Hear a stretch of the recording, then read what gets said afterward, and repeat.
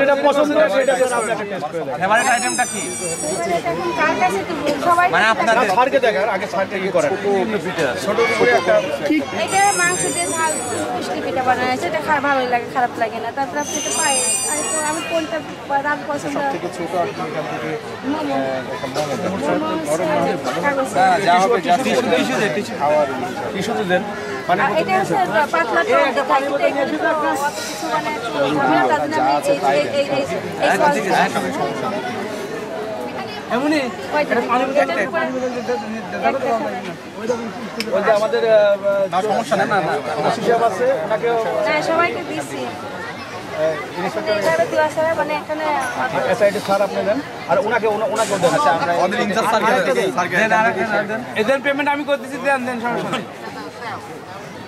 ভালো ওই উপর দিয়ে সব দিয়ে দিচ্ছে।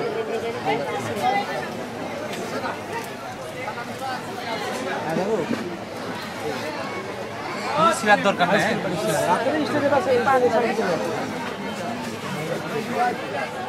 ঠান্ডা হয়ে গেছে তো আসলে এগুলো তো টিস্যু এদিকে দাও। এত কিছু এখানে টেনে নিয়ে আসা গরম করাটা তো অসম্ভব। আমার দোকানে যাই না আমি ওই ওখানে দাও, ওই আমার স্যার আপনি নেন না, টেস্ট করেন না, টেস্ট করেন।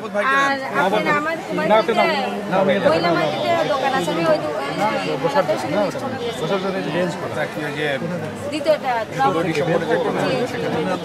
আমার যত হিসেবে আমার পরিচিত আছে। না এটা স্বাদ ভালো, এটা গরম ঠান্ডা হয়ে গেছে তো এটা আগে টকটা মনে করেন লেবু টুবিতে আমরা আরেকটা ইয়ে করি, কিন্তু এখানে অত কিছু ওইভাবে দেওয়া একটু অসম্ভব বলে এটা সবটা শুকনো আছে তাই আপনাদের ডাস্টবিনটা ইয়েটাকে মাথায় আছে ওইটা ঠিক আছে। এটা ভালো হয়েছে। তার মানে কাস্টমার আপনার কি মূলত আপনার এই উদ্যোগটা কি কুষ্টিয়া বেস নাকি কুমারখালী বেস?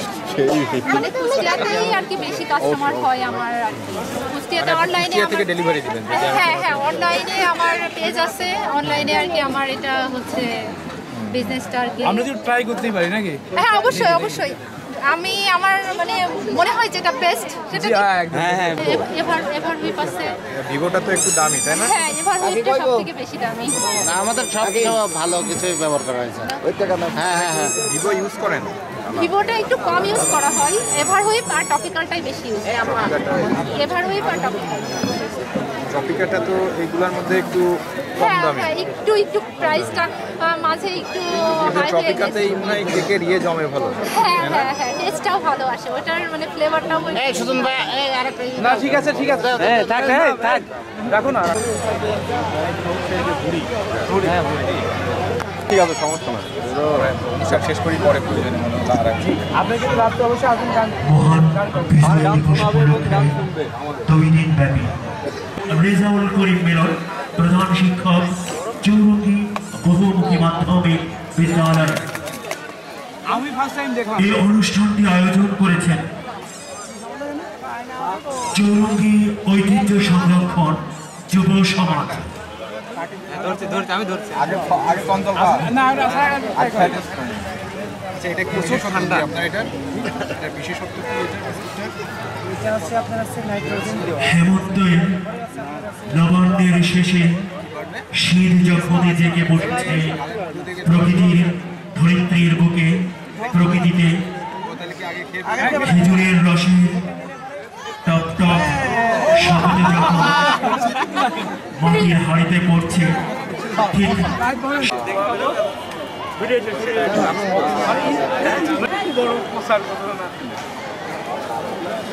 الله أحد الله الصمد لم يلد ولم يولد।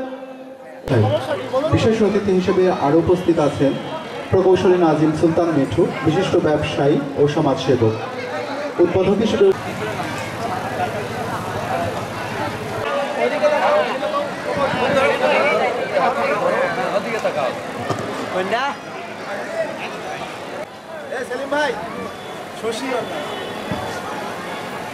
কুষ্টিয়া তাকে উত্তরের শুভেচ্ছা ফুলের মালা দিয়ে বরণ করে নিচ্ছেন হৃদয়।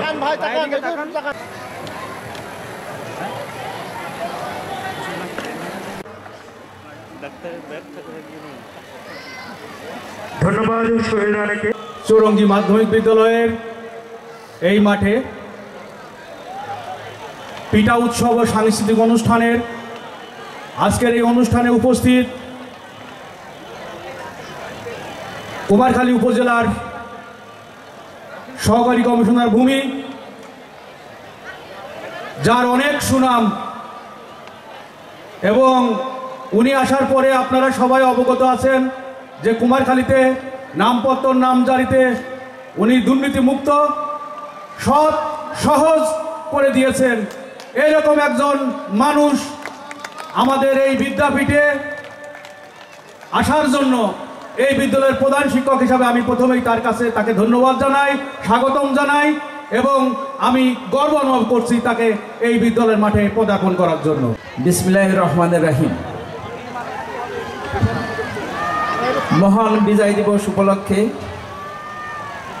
পিঠা উৎসব ও সাংস্কৃতিক অনুষ্ঠানের আজকের মান্যবর প্রধান অতিথি,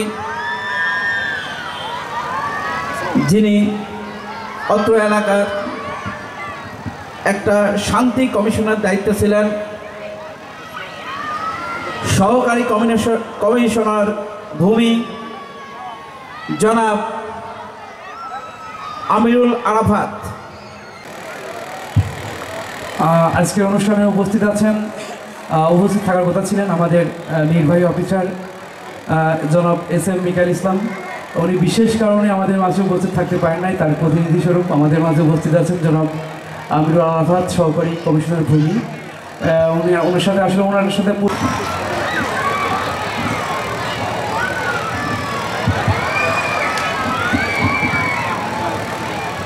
চৌরঙ্গী ঐতিহ্য সংরক্ষণ যুব সমাজ কর্তৃক আয়োজিত মহান বিজয় দিবস উপলক্ষে 2 দিনব্যাপী পিঠা উৎসব এবং সাংস্কৃতিক অনুষ্ঠানের আজকের অনুষ্ঠানের সম্মানিত উদ্বোধক জনাব শেখ রেজাউল করিম মিলন, প্রধান শিক্ষক, চৌরঙ্গী বহুমুখী মাধ্যমিক বিদ্যালয়। মঞ্চে আরও উপস্থিত রয়েছেন বিশেষ অতিথি হিসেবে প্রকৌশলী মোহাম্মদ হোসেন, শিক্ষানুরাগী, চাকরিজীবী এবং সমাজসেবী। বিশেষ অতিথি হিসেবে আরও আমাদের মাঝে উপস্থিত চৌরঙ্গী তদন্ত ক্যাম্পের ভারপ্রাপ্ত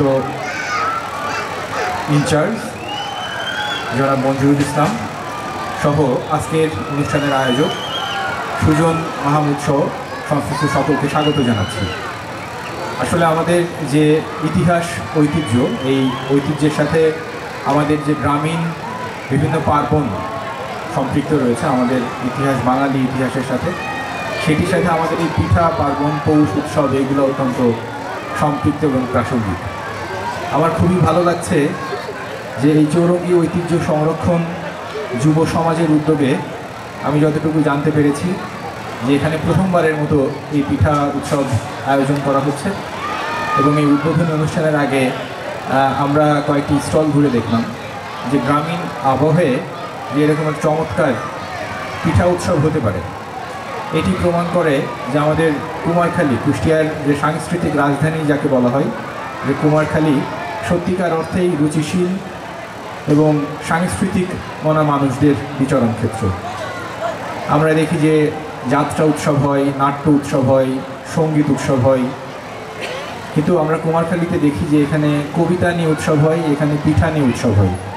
পিঠা উৎসব গ্রামীণ পর্যায়ে করা এটা একটি ব্যতিক্রম ধর্মী আয়োজন, যদিও পিঠা পার্বণের বিষয়টা আমাদের গ্রামীণ কালচারের সাথেই মূলত সম্পৃক্ত, তবে বর্তমান সময়ে এসে দেখা যায় যে পিঠা পার্বণের উৎসবটা অনেকটা শহুরে, আমরা মেগা সিটিগুলোতে এই অনুষ্ঠানগুলোর আয়োজন করা হয়ে থাকে।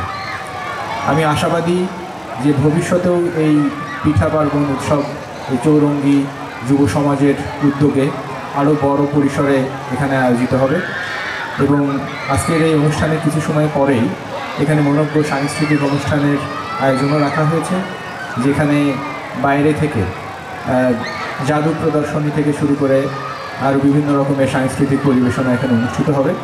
আমি সংশ্লিষ্ট আয়োজক কর্তৃপক্ষকে আন্তরিক ধন্যবাদ জ্ঞাপন করছি এই অনুষ্ঠানে আমাকে আহ্বান জানানোর জন্য, এবং আমি বিশ্বাস করি তাদের যে ব্যতিক্রম উদ্যোগ, এই মননশীল, রুচিশীল, এই মনোজ্ঞ উদ্যোগ ভবিষ্যতে আরও উত্তরোত্তর তাদের যে পরিধি আরও ব্যাপক হবে, এবং তাদের এই অনুষ্ঠানের সফলতা কামনা করছি। আপনাদের সকলের সহযোগিতা এবং আমি এই সকলকে এই অনুষ্ঠান উপভোগ করার জন্য বিনীত আহ্বান জানিয়ে আমার বক্তব্য এখানেই শেষ করছি। সকলকে অসংখ্য ধন্যবাদ।